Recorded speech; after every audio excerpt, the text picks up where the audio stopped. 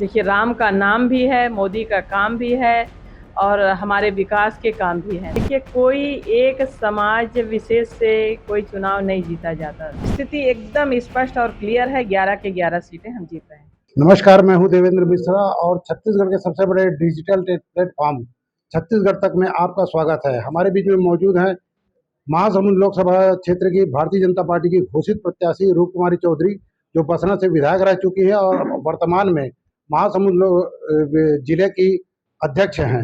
हम उनसे बातचीत का सिलसिला शुरू करते हैं। ये बताइए कि आप अपनी टिकट के प्रति कितना आशान्वित थे? पूरी तरह से मैं आशान्वित थी, क्योंकि भारतीय जनता पार्टी निश्चित रूप से कार्यकर्ताओं को देखती है, परखती है और कार्यकर्ताओं की चिंता करती है। इस चुनाव में आपके मुद्दे क्या होंगे? क्या राम का नाम होगा या मोदी का काम होगा? देखिए, राम का नाम भी है, मोदी का काम भी है और हमारे विकास के काम भी हैं। तो हमारे पास अनगिनत मुद्दे हैं जिनको लेकर के हम जनता के बीच में जाएंगे और जनता हमको आशीर्वाद प्रदान करेगी। इस समय फिर धमतरी क्षेत्र के लोग कहीं न कहीं अपने आप को उपेक्षित महसूस कर रहे हैं और धमतरी की कई मांगे हैं, जैसे मेडिकल कॉलेज, महासमुंद में मेडिकल कॉलेज खुल गई, धमतरी में नहीं खुली। तो आप क्या सांसद बनने के बाद धमतरी को मेडिकल कॉलेज की सौगात देंगे?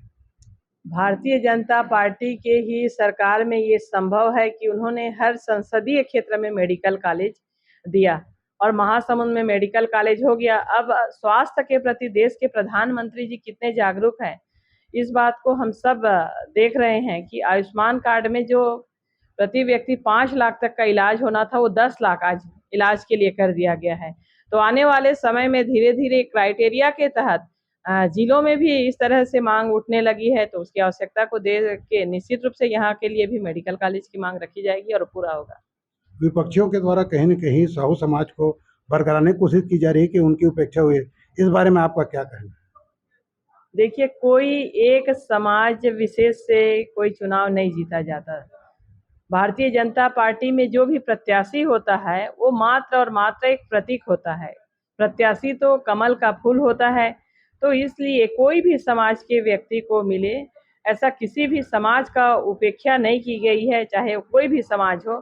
हम भारतीय जनता पार्टी कमल के फूल को मानते हैं और भारतीय जनता पार्टी के प्रति लोगों की आस्था है, श्रद्धा है। उसमें साहू समाज भी आता है, आपका कलार भी आता है, यादव भी आता है, अघरिया भी आता है, कुर्मी भी आता है, एसटी एससी भी आते हैं।